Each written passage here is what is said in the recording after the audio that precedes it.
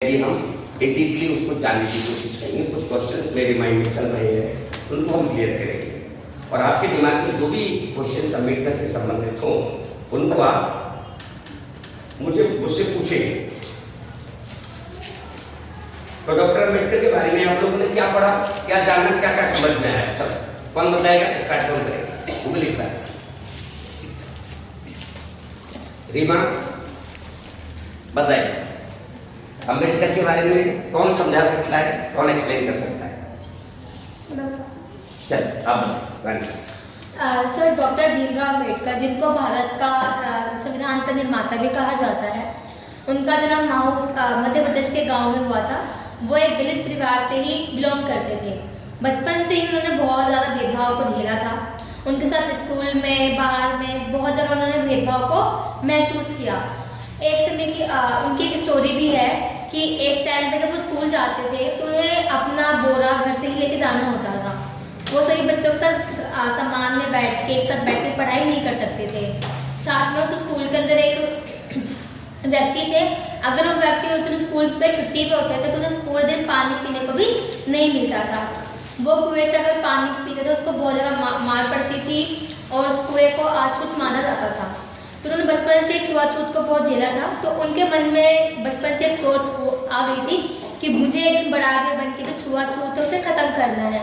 उन्होंने अपनी पढ़ाई कोलंबिया यूनिवर्सिटी और लंदन ऑफ स्कूल से उन्होंने अपनी डिग्री कंप्लीट करी। वो एक महान वकील भी बन के भारत में वापस आए और उन्होंने भारत के अंदर जो दलित वर्ग है उसके लिए संविधान में अलग से अपने जो वर्ड्स है उन्हें लिखे और उन्हें सम्मान देने का भी काम किया।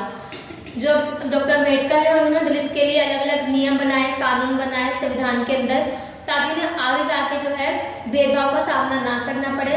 और उनके लिए उसमें आरक्षण की भी चीज़ें लिखी गई हैं। साथ में महिलाओं के अधिकार के लिए भी लिखा गया है कि महिलाओं को समान अधिकार में, घर में, समाज में, सब जगह समान अधिकार मिलने चाहिए।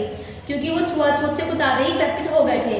वो नहीं चाहते थे कि जो देश के अंदर जो सनातन धर्म, जो हिंदू धर्म है, उसमें बहुत ज़्यादा वर्ग व्यवस्था, जाति व्यवस्था थी और उसमें बहुत सारी कमियां थी, जिस कारण से उन्हें ये चीज़ पसंद नहीं आई थी। उन्होंने सुधारने की भी बहुत कोशिश करी थी। वो चाहते थे जो वर्ग व्यवस्था है वो खत्म हो जाए, लेकिन इतने बड़े समाज में उसे खत्म करना बहुत ज़्यादा मुश्किल था। तो उन्होंने बहुत कोशिश करी और अंत में जाकर उन्होंने बौद्ध धर्म को अपना लिया। Thank you. वेरी शाबाश, क्या बात, कितना अच्छा बोला। क्या महसूस हुआ आपको इसके बोलने से? कुछ कॉन्फिडेंस समझ में आया कि एक स्टूडेंट इस तरीके से बोलेगा तो सभी लोग उसको पसंद करेंगे या नहीं करेंगे? आप सब लोगों को अच्छा लगा आपकी क्लास में? कितने कॉन्फिडेंस के साथ अपनी बात करते हैं? अच्छा लगा कि नहीं लगा? ये क्वालिटी कहाँ से आई, कैसे आई? आपका अपना बताइए, ये कैसे कॉन्फिडेंस आया आपके अंदर? कैसे अच्छे ढंग से बोला? जैसे कि आप जो ऑनलाइन क्लासेस लेते हो उसमें कहीं ना कहीं आप बार बार मेरा नाम लेते हो और मैं बार बार उसमें बोलती हूँ, तो जो मेरी चीज़ें थी वो भी क्लियर होती गई साथ और मैंने खुद से भी कुछ पढ़ाई करी और उससे मुझे बोलने का तरीका और अपनी बात को रखने का जो है वो मिला। प्रेजेंटेशन मतलब कुल मिलाकर के ये कहना चाहती है कि जो मुझे ऑनलाइन क्लासेस मिलती हैं और जो मैं यहाँ पर ये क्वेश्चंस करता हूँ उसके वजह से ना तो इसको डर था, ना कोई फियर था, ना कोई घबराहट थी, नहीं लगा ना, लेकिन फिर भी कितना अच्छे से बोल रही। तो कहीं ना कहीं जो मेरी इंटरेक्टिव सेशन जिसको बोलते हैं, हमें क्या बोलते हैं, इंटरेक्टिव सेशन, इसके द्वारा आपका कई प्रकार का डेवलपमेंट होता है, तो उसका फायदा हो रहा है। Yes sir. Very good. चलिए सोनाक्षी, आपको क्या लगता है अम्बेडकर ने साक्षी है ना, साक्षी आप बताएंगे कि अम्बेडकर ने साइमन कमीशन का समर्थन क्यों किया? अम्बेडकर जी ने साइमन कमीशन का समर्थन इसलिए किया क्योंकि वो कह रहे थे कि अंग्रेज भले ही बर्बर किस्म के हैं, लेकिन अंग्रेजों ने जाति व्यवस्था मतलब इनको नहीं मानते थे। और अंग्रेज ने अपने टाइम में 1829 में लॉर्ड विलियम बेंटिक ने सती प्रथा का अंत किया था और उन्होंने महिलाओं के लिए कुछ कानून भी बनाए थे और उन्होंने वो बेसिकली क्या था, अंग्रेज थे वो जाति मतभेद नहीं करते थे, इसलिए वो उनका मत था कि अगर अंग्रेज इस शासन में रहेंगे तो वो जाति व्यवस्था को जड़ से खत्म कर सकते हैं। इसलिए उन्होंने साइमन कमीशन का विरोध नहीं किया और बाकी ने विरोध इसलिए किया क्योंकि वो लोग कह रहे थे कि इसमें जो साइमन कमीशन बेसिकली ये था कि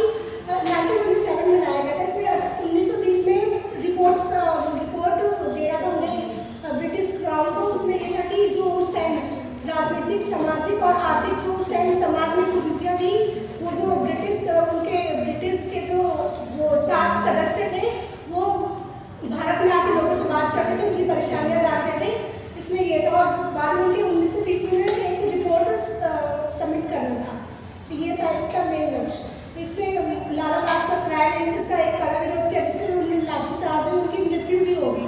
ये एक तरीके से दिखाता है कि लोग इसमें कैसे विरोध कर रहे थे। वहीं उन लोगों ने साइमन वापस जाकर भी नारा लगाया और अम्बेडकर जी ने लेकिन इसका समर्थन किया क्योंकि वो चाहते थे कि लोग में बदलाव आए। जो जाति व्यवस्था है वो प्राचीन काल से चली आ रही। वेदों में भी जाति व्यवस्था के बारे में बताया गया, जैसे वर्ण व्यवस्था के बारे में बताया गया। वर्ण व्यवस्था में क्या था कि वो ब्राह्मण ब्राह्मण है उनकी उत्पत्ति ब्रह्मा जी के मुख से होती है। तो वो ऐसा दिखाता है कि जो शूद्र है वो ब्रह्मा जी की पैरों से उनकी उत्पत्ति हुई है। तो उनका मुख्य कार्य यही वो तीनों जो ऊपरी वर्ण है उनका सेवा करना। तो ये ब्राह्मण और वैदिक काल की मानसिकता को दिखाते हैं। तो अम्बेडकर चाहते थे कि जाति व्यवस्था पर रोक लग जाए, इसलिए हम साइमन कमीशन का विरोध नहीं करते। शाबाश। कुछ इसमें बोला साक्षी ने, तो एक बात आपको क्लियर हुई? हाँ बोली। प्रॉब्लम है, पेट में दर्द हो रहा है। तो अब हम जो है दूसरा क्वेश्चन और कौन सा, एक और भारतीय लोगों ने, एक दूसरा क्वेश्चन है कि भारतीय लोगों ने साइमन कमीशन का विरोध क्यों किया था और अंबेडकर ने उसका समर्थन किया था, जैसे कि आपने जवाब दे दिया। उसका विरोध लोगों ने क्यों किया था? हाँ बताइए रानी, आप बताइए। भारतीय लोगों ने जो साइमन कमीशन उसका विरोध इसलिए किया था क्योंकि उनका ये मानना था कि साइमन कमीशन के अंदर सारे ही ब्रिटिश लोग थे और वो बाहरी लोग थे। तो उन्हें भारत के अंदर कैसे व्यक्तित्व है, कैसे लोग हैं, कैसी विचारधारा है, उन्हें उसके बारे में नहीं पता। तो जो बाहर के लोग हैं फिर वो हमारे लिए अच्छा काम कैसे कर सकते हैं जब उन्हें हमारे बारे में कुछ पता ही नहीं है। इसीलिए भारतीय लोगों ने जो है उसका कड़ा विरोध किया था। शाबाश। अगर भारत उससे साइमन कमीशन के अंदर भारत सभी लोग भारतीय होते, उस कंडीशन में साइमन कमीशन का सभी लोग सपोर्ट करते, तो उस कंडीशन में क्या परिणाम निकलते लगभग? बताइए रानी। अगर साइमन कमीशन के अंदर सारे भारतीय लोग होते तो जो भारतीय लोगों के अंदर जो विचारधारा है वो जातीय धर्म को लेकर कुछ ज्यादा ही अधिक थी। तो उससे जो है वो भले अपने वर्ग के लिए जो बड़े वर्ग के लोग हैं, ब्राह्मण क्षत्रिय, वो उनके लिए बेहतर काम करते, लेकिन जो छोटे वर्ग थे, शूद्र वर्ग थे, जिन्हें वो सिर्फ सेवा के लिए मानते थे कि